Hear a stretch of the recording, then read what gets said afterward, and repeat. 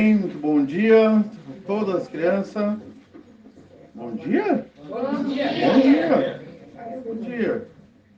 Vamos lá então, né? Então hoje eu quero encerrar a escolinha que já começamos alguns domingos passados.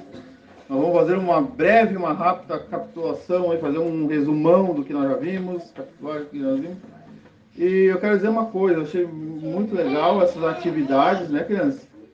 Que tem recebido, isso faz nos ocupar nossa mente, já que muitas vezes nós nos ocupamos muito com nossos afazeres, com nossas atividades, as crianças com o colégio, enfim, mas nos ocuparmos com a palavra do Senhor, ela é sempre proveitosa, traz algo para nós e isso é algo eterno.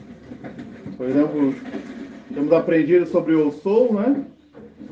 E rapidamente, se nós falarmos quem declarou isso, nós vamos saber que foi o Senhor Jesus. Né? E eu sou, ele é o Eu Sou do Novo Testamento, tá bom? E nós vamos, de olho no texto, de olhinho no texto, a gente vai... Pode deixar a cadeira aí, tá, criança?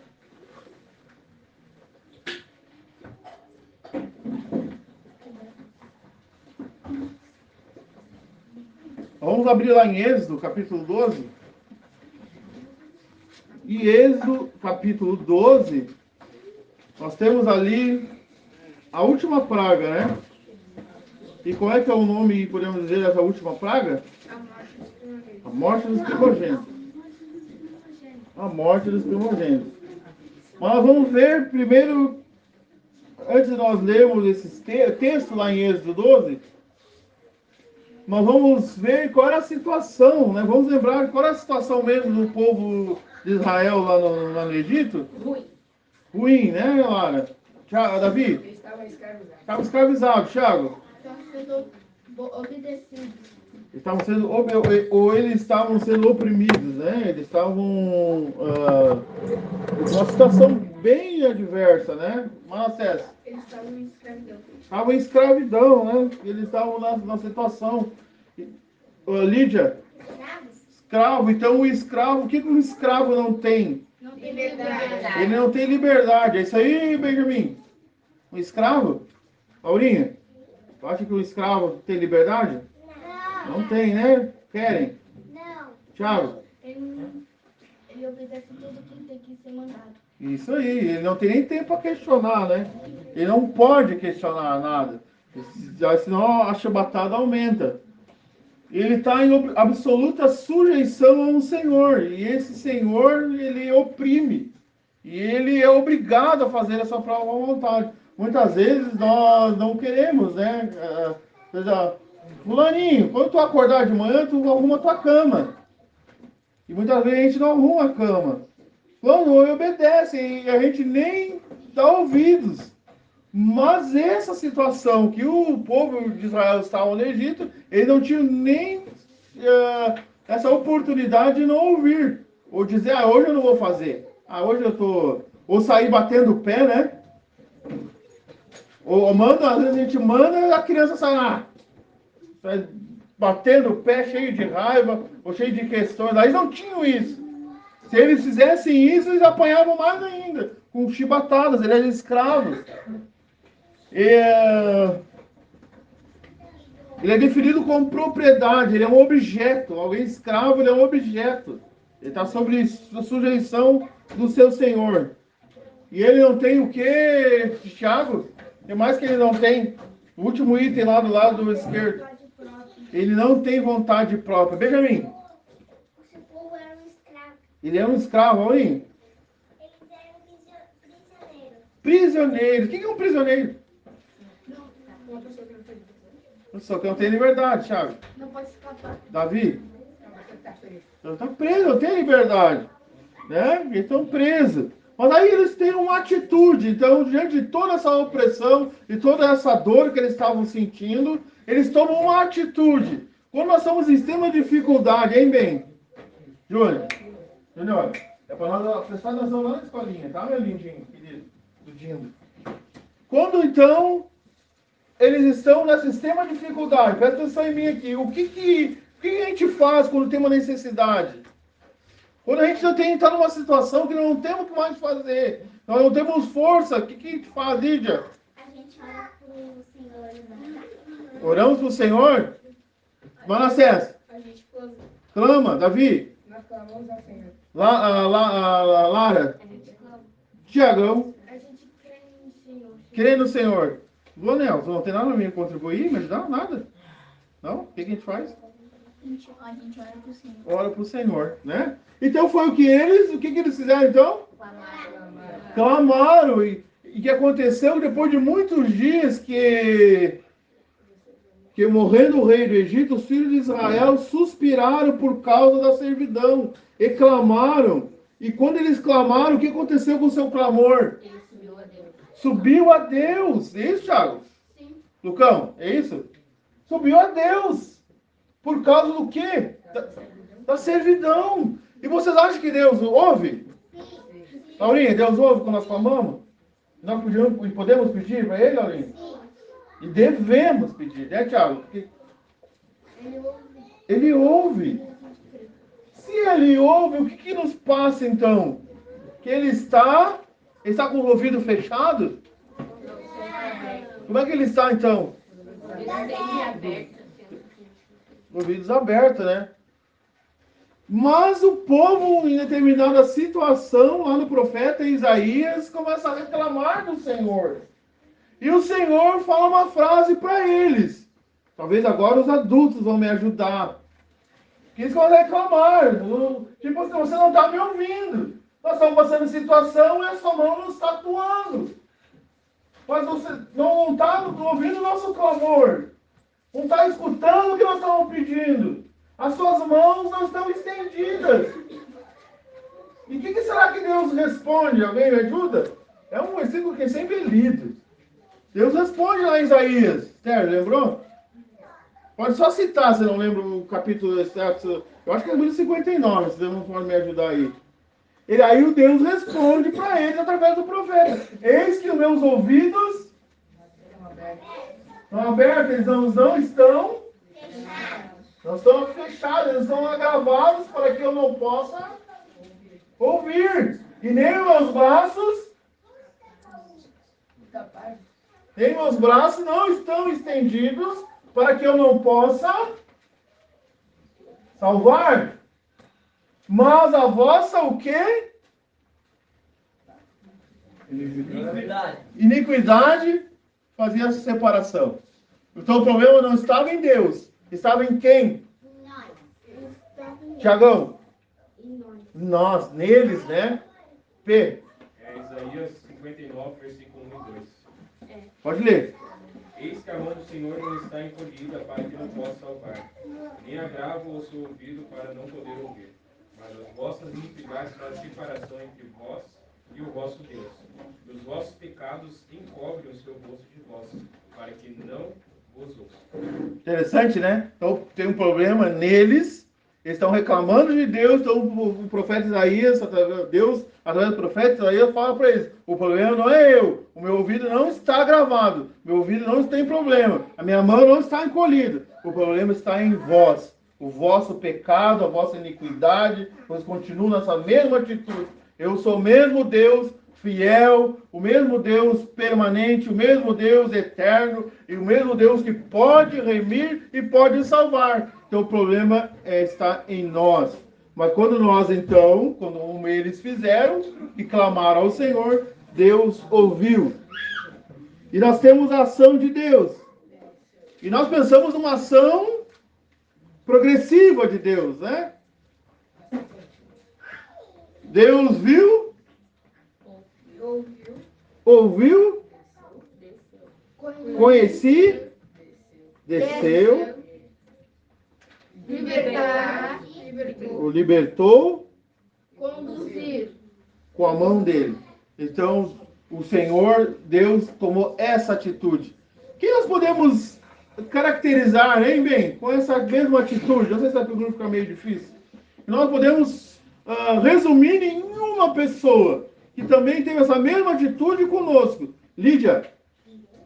Deus. Luanzão. Senhor Jesus. É isso, Thiago? sim. Oi? Eu não vi a pergunta. Ah, tu não viu a pergunta? Não.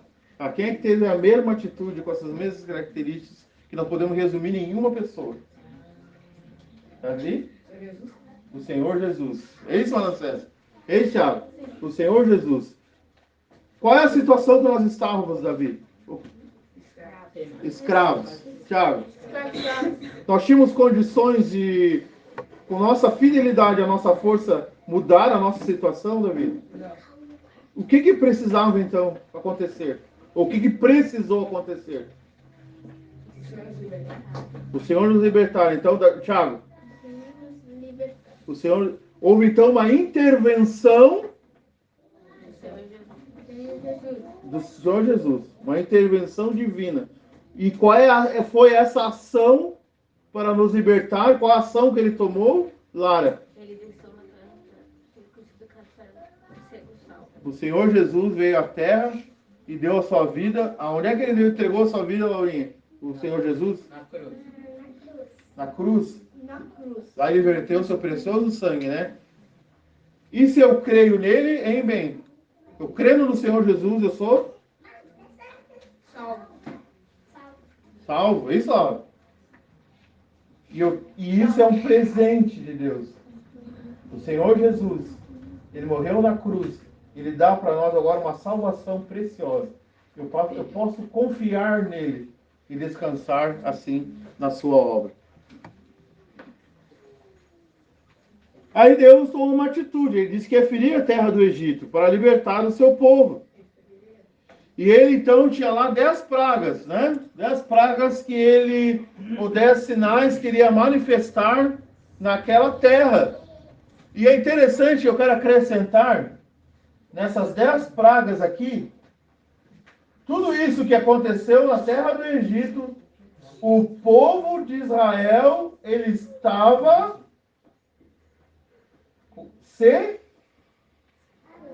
eles estavam expostos, embora estando lá, eles sofreram isso? Não. Não. Então eles estavam seguros. Quando essa aqui, ó, a nona praga das trevas, não havia luz em toda a terra do Egito, nos fala lá que o povo tinha, Jéssica, luz. Tinha luz. Deus separou um local, agora não vou me lembrar, mas está no texto, tinha um local, uma cidade, não sei se era Gomer, o irmão pode me ajudar aí a procurar. Tinha um local lá que eles tinham luz nas suas casas. Então Deus, nós podemos ver que Deus sabe diferenciar aqueles que são seus e protege os que são seus. Pragas são essas manifestações, Caleb, que Deus fez lá no Egito. Então, nós temos a água virando em sangue, nós temos as pragas das rãs, que encheu de rã lá a terra do Egito. Nós temos do piolho, né, que tinha piolho em tudo quanto é lugar. Tem as pestes dos animais, úlceras. Nós temos as moscas, nós temos a saraiva, temos a praga dos gafanhotos, das trevas. Então são sinais que Deus manifestou para que ele pudesse então libertar o seu povo. E nós temos a última que nós conhecemos pela Morte dos primogênitos. a morte dos primogênitos. Então nós temos lá em Êxodo 12, que então nós temos o versículo na íntegra ali, que nos fala: eu passarei pela terra do Egito esta noite, e ferirei todo o primogênito na terra do Egito, desde os homens até os animais, e todos os deuses do Egito farei juízo, eu sou o Senhor. Quero fazer um parênteses agora, que os irmãos me ajudem. No tempo de Israel, o primogênito sim tinha um lugar especial. Na nação de Israel, eles tinham um lugar especial, eles ganhariam mais coisas. Isso segundo o Antigo Testamento. Mas agora eu pergunto, será que quem é o primogênito do lar? Será que tem alguma coisa no Novo Testamento que fala sobre o primogênito que tem que ser exatamente o homem? Qual é o primogênito na casa? Deus? Ele disse? É tu, Thiago. O Thiago não é o Jonas, é tu, Jonas. Tem certeza? Será que o primogênito é só o homem? Alguém já pensou sobre isso aí? Não pensou, nós vamos deixar no ar para a próxima manifestação eu explico. César, já pensou alguma vez? Já? E é só o homem? Não fiz isso por oportunidade, mas tem situações em que fala primogênito. Primogênito. Mas será que, por exemplo, assim, lá na minha casa, principalmente, será que quem é o primogênito lá no meu lar? O Pedro. Mas por quê? A Jéssica, porque ela nasceu primeiro. Já nasceu primeiro. Nós temos um versículo lá em Gênesis que fala primogênito entre homens e mulheres. Ele não diz especificamente que o primogênito tem que ser o homem. Se olharmos na prática, o primogênito é o que nasceu primeiro.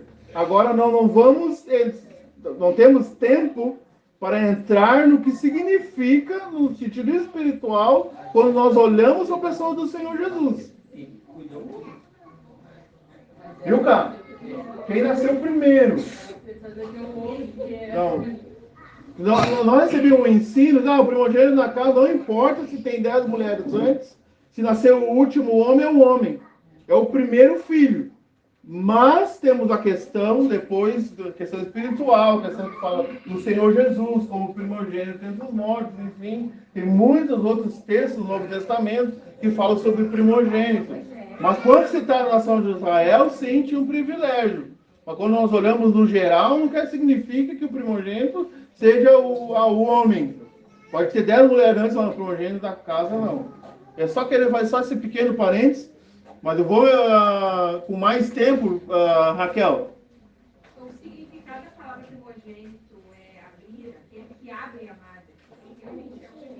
madre. Primeiro filho. Então, e tem outros significados, né? Mas a gente não tem muito tempo hoje. Então, o primogênito, a morte dos primogênitos. Ia morrer todos os primogênitos. E o significado da palavra Páscoa é passagem ou passar, pular além da marca.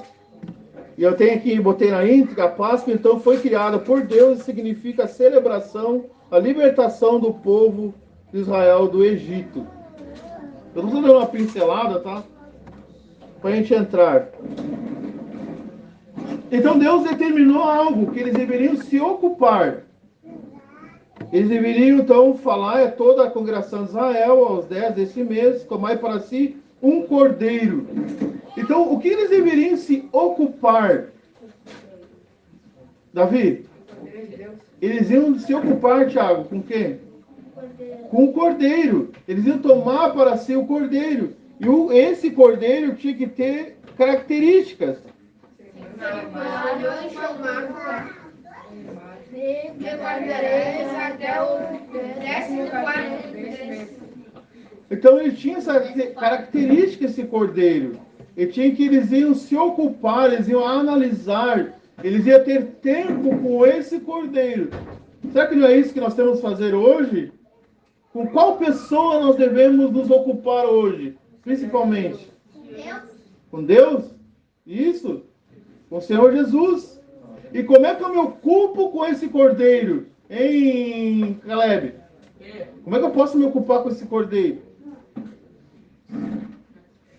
Como é que eu me ocupo? Como é que eu percebo ele? Como é que eu vejo suas características? Espiritualmente, olhando agora aqui para nós. Fazendo a vontade do Senhor. Fazendo a vontade do Senhor, Manassés. Lendo e orando. Lendo e orando, bem. Orando, Davi? Lendo a Bíblia, Lídia? Porque eles tinham que observar, eles deviam se ocupar com o cordeiro segundo as características que Deus passou para eles. Não é isso? Olha, tem o cordeiro, tem que ser assim, assim, assim. Então, com essa base dessas informações, eles iam se ocupar com o cordeiro. Não é isso que Deus fala conosco hoje, maná? Ele não dá a orientação, não fala dessa palavra. O cordeiro de Deus, o meu filho, tem essas características, nós encontramos as características dele aonde, Luan? Agora eu peguei, Luan. Eu estava me olhando aqui. Onde é que eu encontro as características do Senhor Jesus? A Bíblia. A palavra. Né? Isso, Thiago? Sim. Ele veio se ocupar com ele. Cristo é a nossa Páscoa. Vamos juntos aqui? O Cordeiro do Senhor Jesus. O Senhor Jesus é o nosso Cordeiro, o Cordeiro de Deus. Ele é imaculado, incontaminado. Ele não cometeu pecado. Não cometeu pecado. Nele não há pecado. Então, três coisas a partir do 1 Pedro 2:22. Ele não cometeu Pecado. a segunda. Ele não conheceu o pecado. Nele não há pecado. A Lara se puxou aqui, hein? Fez uma voz de locutora aqui, né? Trabalhando no aeroporto. Para passagem e tal, né?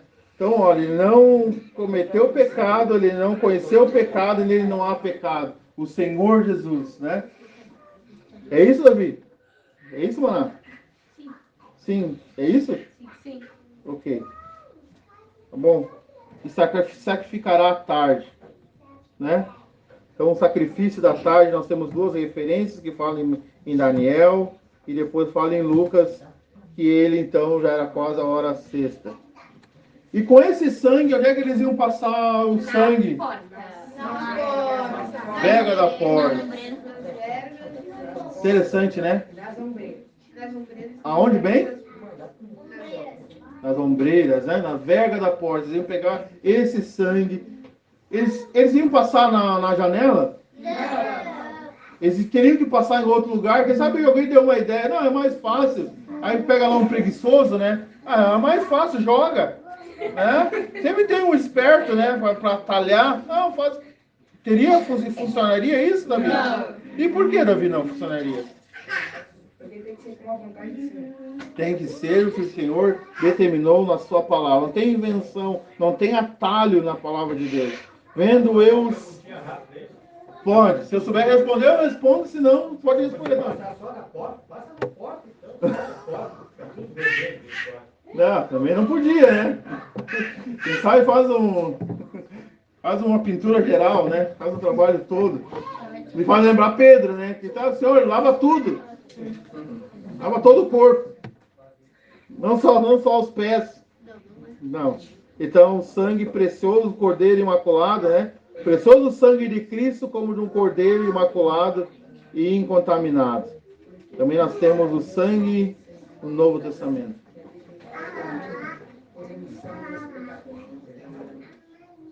E nós temos Colossenses, então, que nos fala o sangue do Senhor Jesus.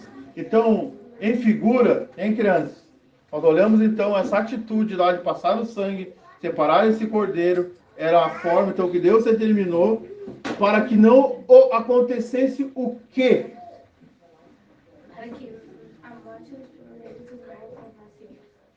Para que a morte não ocorresse a morte dos primogênitos, eles estariam então em Segurança. Davi? Seguros. Mas se ele não entende muito bem, não tem muito discernimento da totalidade que significava aquilo, mas se ele pegasse o sangue e passasse na vega da porta, ele estava seguro? Sim. Mas por quê? Porque para fazer a vontade de Deus. Então, se eu posso resumir em uma palavra, quem sabe, Luca? Me resume em uma palavra, então, essa atitude. Obediência. Obedecer a palavra de Deus. Então, quanto à questão da salvação e do escape, eu não tenho... Será que um meio religioso pode nos salvar? Sim. Meio religioso pode me salvar, segundo Manassés, sim. Será que eu contribuir com valor todo mês pode me salvar, garantir minha salvação? Não. Será que eu for todo dia num templo onde diz que ali é uma igreja e ser fiel, ser batizado, tem carteirinha de batismo, será que isso garante a salvação eterna? Não. E por que não garante a salvação eterna se é tão fiel indo religiosamente todos os dias e tendo uma carteirinha de batismo? Por que não é? Oi? Porque o Senhor não vai naquele lugar. Outra resposta, Laurinha. Só Jesus salva. Porque somente o Senhor Jesus salva. Não é obras. Não é tua fidelidade. Não é minha dedicação. Não é religiosamente todo dia eu ir no local, mas eu tenho minha carteirinha de batismo. Eu até recebi uma revelação hoje de manhã. Está fresquinha na minha mente. Não, não é isso. O que salva somente quem, Benjamin? Senhor Jesus. É isso aí, né? Oi? Deus que tirou tudo é o Salvador, né? Somente é salvo quem crê, que obedece a sua palavra. E os primogênitos, então, eles estavam seguros, porque obedeceram a ordem de Deus, que era o que, Davi? Mandamento. Eles estavam salvos, eles estavam seguros, primogênitos, abrigados, tranquilos. A questão, claro, eles podiam estar até com temor, mas eles estavam abrigados porque eles obedeceram a Deus e cumpriram com aquilo que Deus tinha determinado a respeito do sangue. Sabe por que eu estou batendo tanto em cima disso, crianças? Para a gente poder aprender, para ser bem seguro no que nós temos. Por muitas vezes, mas eu vacilo às vezes. Às vezes até eu falho. Mas quanto à questão da minha salvação eterna, ela está segura nos braços do Senhor. Há possibilidade de alguém perder a salvação? Não, Davi. Há possibilidade de eu, depois de salvo, eu cair na condenação? Por que não há essa possibilidade? Lucão. A gente nasce de novo? Querem? Por que não há essa possibilidade? Porque Deus está no nosso coração. Porque Deus está no nosso coração. Caleb. A salvação é perfeita. A salvação é perfeita. Davi. Estamos com o Senhor. Estamos com o Senhor. Quem mais acrescenta? Tiago. Deus está no nosso coração. Ao nosso coração. Os irmãos. Por que não há sequer nenhuma possibilidade de eu perder essa salvação? E eu vou deixar para a outra, tá? Não para ela, vamos domingo que vem, mas a outra eu continuo os itens. Lídia, fala. Pode falar com as tuas palavras. Fala como tu falou. Eu vou fechar os olhos. Pode dizer. Deus está no nosso coração. Benjamin. Ele fica sempre conosco. Ele fica sempre conosco. César, levantou a mão. E ele é fiel. Ele é fiel. Marisa? Porque aquele que vem a mim, de maneira nenhuma lançarei fora. Quando eu creio no Senhor Jesus, olha aqui, criança. Deus tirou a nação de Israel com mão forte, confere, do Egito. É isso ou não? Sim. Sim ou não? Sim! Ele que livrou, ele que desceu, ele tirou, ele terminou e ele conduziu. Sim ou não? Sim! Ok, quando eu creio no Senhor Jesus, eu estou na mão de quem? De quem? Deus. De Deus. Alguém tem uma base, alguém fala, tem algum versículo e podemos confirmar isso, que estamos na mão do Senhor? Sim. Sim. E aonde está? Por favor! Alguém! Na mão, na mão. João 10. João 10. Hã? Achou, leu? Quem achou, leu? Quem achou? Vamos lá. Olha, quem não sabe, eu falo. Não, tô dizendo. Tá. João 10 e 29. Vamos lá junto então, Johnny. Bem alto para todos verem. Acharam, criança? Toda vez. Vai, Johnny. Meu Pai que nos deu é maior do que todos, e ninguém pode arrebatá-los da mão do meu Pai. Eu e o Pai somos um. Interessante, né? Tem mais coisa aí, não tem? Não. É só ali da mão? É. Tá, ok. Vamos de novo por partes. Fala a primeira frase, Johnny. Meu Pai Tá. que nos deu é maior do que todos, e ninguém pode arrebatá-las das mãos de meu Pai. Segura ele. Alguém é maior do que Deus? Não. Bem, conhece alguém que é maior do que Deus? Deus é Poderoso. poderoso. Lara, Único. o que mais? Verdadeiro. Forte. Acrescento. O que mais? Thiago? Hã? Rápido. Também. Rápido de agir. Hã? Fiel. Fiel, como nossa irmã Sara falou. Lídia, fiel. O que Deus é? Poderoso, onipotente, onisciente, onipresente, eterno, glorioso. Deus é tudo, é maior que todos. E nós estamos na mão de quem, né? Segundo o que nós lemos em João, Johnny? Na mão de Deus. E ele diz que ninguém pode. Quando ele fala que ninguém, significa o quê? Ninguém. Ninguém. Literalmente. Significa que ninguém pode arrebatar da mão do meu Pai. Meu Pai que mas deu é maior do que todos. E ninguém pode arrebatar da minha mãe. Eu e o Pai somos um. Mas acho que tem mais alguma coisa em João, né? Deixa eu ver lá.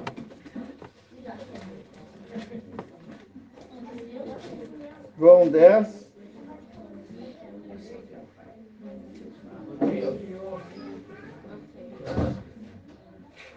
Meu Pai, mas Deus é maior do que todos, e ninguém pode arrebatá-las da mão do meu Pai.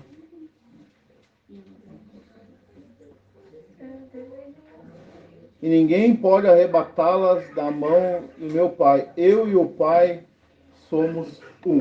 Então, no momento, viu, crianças? No momento que eu creio no Senhor Jesus, eu aceito Ele como meu Senhor e como meu Salvador, eu estou na mão de Deus. E ninguém pode tirar das mãos dele. Então, por isso que essa salvação a qual nós temos, né, Davi? Ela é segura, firme, e por isso também que podemos dizer que esses primogênitos lá no Egito, eles podiam estar com medo da escuridão da noite, podiam estar com medo das incertezas que iam acontecer, podiam estar com medo dos sinais que estavam acontecendo, podiam estar a família lá toda vestida, preparada para marchar, não sabendo o que ia acontecer além, mas eles podiam estar seguros, porque Deus disse, vendo eu sangue, não passará praga de mortandade. Seguro eles estavam. Que maravilha! Aquele que tem o Senhor Jesus como seu Senhor e Salvador, está nas mãos de Deus, na mão do Senhor Jesus, e não perde essa salvação. Viu, crianças? E para encerrarmos, então, eles tinham um dever de casa, se ocupem em Êxodo 12, a maneira e a forma como eles tinham que comer essa Páscoa, a roupa que eles estavam vestindo e como eles iam partir apressadamente. Eles tinham que sair dali, que não era mais o lugar deles. Agora era um povo, após a noite, após a praga de mortandade, eles iam marchar por uma nova caminhada. Eles iam ter uma nova perspectiva agora da presença do Senhor.